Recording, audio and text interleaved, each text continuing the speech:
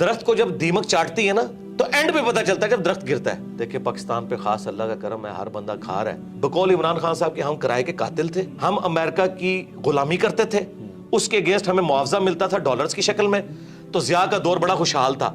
حالانکہ کوئی ترقی نہیں ہوئی اس دور کے اندر. پاکستان میں پاورٹی سرکل سے باہر نکلنے کا واحد ذریعہ اب تعلیم رہ گئی ہے. اس کا جیک لگتا ہے نا, یورپ امریکہ میں چلا جائے اعلیٰ تعلیم کے لیے, وہاں سے ریمیٹنس اس ملک کو بھیجے. اس ملک میں اب عام بچوں کے لیے کوئی نوکریاں نہیں ہیں. یقین کریں پی ایچ ڈی بچے اور بچیاں 30-40 ہزار کی نوکریاں کر رہی ہیں. باقی آپ گورنمنٹ سے, اسٹیبلشمنٹ سے, پولیٹیشین سے کوئی امید نہ رکھیں. اچھا سر, ابھی ذکر کیا چونکہ آپ نے واصف صاحب کا, تو ایک ان کا جملہ ہم سنتے ہیں کہ پاکستان نور ہے اور نور کو زوال نہیں ہے. اب لیکن میں فلسفیکلی آپ سے پوچھنا چاہ رہا ہوں کہ قوموں کا رائز اینڈ فال ہوتا ہے. تو میں تو ایز اے 40 سال میری عمر ہے, میں نے بھی دیکھا ہے, ہم نے تو اس سماج پہ رائز دیکھا نہیں ہے. تو ہمیں تو لگتا ہے اب یہ ڈکلائن ہی ہے, یہ تو واحد قوم ہو گئی جس پہ رائز آیا نہیں اور فال پہلے آ گئی. جی دیکھیں یہ سارے جذباتی جملے ہیں, ہم اس میں بلیو نہیں کرتے. یہ لوگوں کی جذباتی خواہشات ہیں. ہم بچپن سے سن رہے تھے, دیکھیں پاکستان پہ خاص اللہ کا کرم ہے, ہر بندہ کھا رہا ہے اور پاکستان ختم نہیں ہو رہا. چل رہا ہے, حالانکہ ختم ہو رہا تھا میرے بھائی. وہ آخری وقت میں پتا چلتا ہے کہ 4 سٹیج کینسر آیا ہوا ہے. درخت کو جب دیمک چاٹتی ہے نا تو اینڈ پہ پتا چلتا ہے جب درخت گرتا ہے. ہم تو اس وقت بھی کہہ رہے تھے کہ یار ایسا نہیں ہے, اس کو روحانیت کے ساتھ نہ جوڑیں. لیس للانسان الا ما سعی, اللہ نے دنیا کو اسباب کے ساتھ جوڑا ہے. انسان کے لیے وہی ہے جس کی وہ کوشش کرتا ہے. ایسے نہیں ہوگا. آپ اگر سردیوں میں ٹھنڈے فرش کے اوپر ننگے پاؤں پھریں گے تو انشاءاللہ ضرور بیمار ہوں گے. آپ بسم اللہ پڑھ کے ساکٹ میں 2 انگلیاں دیں گے تو انشاءاللہ ضرور موت کا شکار ہوں گے. یہ کون سا آپ نے دین بنایا ہوا ہے کہ جی وہ جی اللہ تعالیٰ کا خاص کرم ہے. اللہ تعالیٰ نے تو, اللہ کا تو کوئی رشتہ دار نہیں ہے. سیدھی سی بات ہے. جب خلافت راشدہ ختم ہو گئی 30 سال کے بعد, ٹھیک ہے, بنو امیہ ختم ہوگی, بنو عباس ختم ہوگی, سلطنت عثمانیہ ختم ہوگی, رومنز, پرشینز, اور سب سے بڑی گریٹ بریٹن جن کی حکومت میں سورج ہی غروب نہیں ہوتا تھا, وہ ختم ہو گیا. تو یہ بات بالکل جذباتی جملے.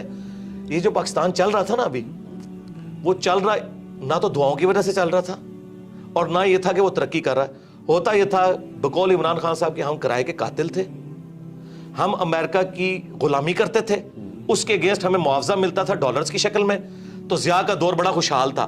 حالانکہ کوئی ترقی نہیں ہوئی اس دور کے اندر. ہمیں باہر سے مل رہا تھا, بلکہ ہمیں یہ بیساکھیاں لگائی گئی ہیں.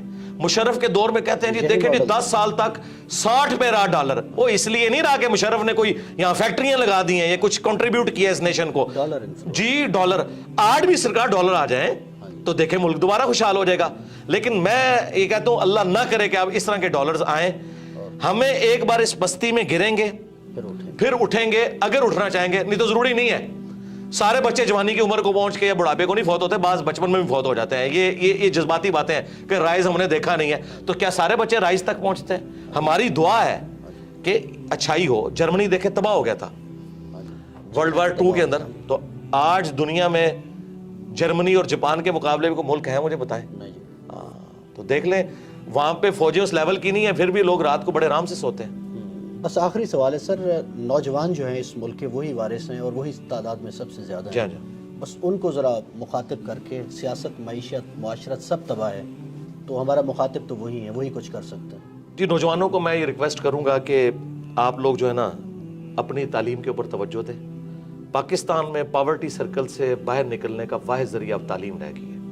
جس کا جیک لگتا ہے نا, یورپ امریکہ میں چلا جائے اعلیٰ تعلیم کے لیے, وہاں سے ریمیٹنس اس ملک کو بھیجے. اس ملک میں اب عام بچوں کے لیے کوئی نوکریاں نہیں ہیں. یقین کریں پی ایچ ڈی بچے اور بچیاں 30-40 ہزار کی نوکریاں کر رہی ہیں ڈیٹا انٹری آپریٹر کے طور پہ. اور اتنا دکھ ہوتا ہے جس کے پاس ریسورسز ہیں, جسے اسکالرشپ ملتا ہے, ملک سے نکلے اور یہاں پہ ریمیٹنس بھیجیں. میں یہ نہیں کہہ رہا کہ آپ ملک ہی چھوڑ دیں, یہاں پہ اپنے ریمیٹنس بھیجیں, اس ملک کی ترقی میں آپ کردار ادا کریں. اور یہ کوئی عیب والی بات نہیں ہے. اس وقت بھی آلموسٹ 1 کروڑ کے قریب پاکستانی باہر کے ملک میں بیٹھا ہوا ہے. اور اپنی تعلیم کے اوپر توجہ دیں. اور اگر کسی کے والدین کا کوئی کاروبار ہے تو تعلیم کے ساتھ اس کاروبار میں بیٹھنے میں کوئی آر محسوس نہ کریں. یقین کریں کتنے ان پڑھ لوگ ہیں جنہوں نے ہزاروں پڑھے لکھے نوجوانوں کو جابز دی ہوئی ہیں. آپ اپنے سرکمسٹانسز کو دیکھ کے نا جو بیسٹ پرفارم کر سکتے ہیں کریں, محنت سے جی نہ چرائیں. اور آپ جتنی اپنی ایفرٹ پٹ کر سکتے ہیں نا اپنا مستقبل بنانے کے لیے وہ کوشش کریں. باقی آپ گورنمنٹ سے, اسٹیبلشمنٹ سے, پولیٹیشین سے کوئی امید نہ رکھیں. بالکل کوئی دور دور تک حالات و واقعات یہاں نظر نہیں آ رہے ہیں. جس کا کوئی جیک لگتا ہے بھائی یہاں سے نکلیں اور یہاں آپ पैसा भेजें। मैं निकलना वो वाला नहीं कह रहा जी इनको छोड़ दें सरने के लिए, ये मैं नहीं कह रहा। जिसका कोई मौका है तो मुझे तो अब एक ही सोर्स, या आप ऐसा हुनर हासिल करें कि आप फ्रीलांसर हो और आप इंटरनेट के जरिए पैसे कमा सके, इस तरह का कोई मामला करें। और जिनके पास पैसा है ना यार, वो कंट्रीब्यूट करें नेशन को। यार पैसे वाले लोग कम से कम सोलर अपने घरों पे लगवाएं ताकि गरीब लोगों को वापडा की बिजली सस्ती मिले। आप लोग भी अगर वापडा से लेके खाएंगे जिसमें सब्सिडी होती है शामिल, तो गरीब आदमी तक किस तरह सस्ती बिजली पहुंचेगी। तो जितना को कंट्रीब्यूट कर सकता है वो करे। पैगाम तो बहुत ज्यादा दिया जा सकता है, मेरा इतना ही काफी। बहुत शुक्रिया मिर्जा साहब, जज़ाकल्लाह। यही पैगाम है जी, अपनी दुनिया आप पैदा करें नौजवान। मुझे इजाज़त दीजिए, अल्लाह हाफ़िज़।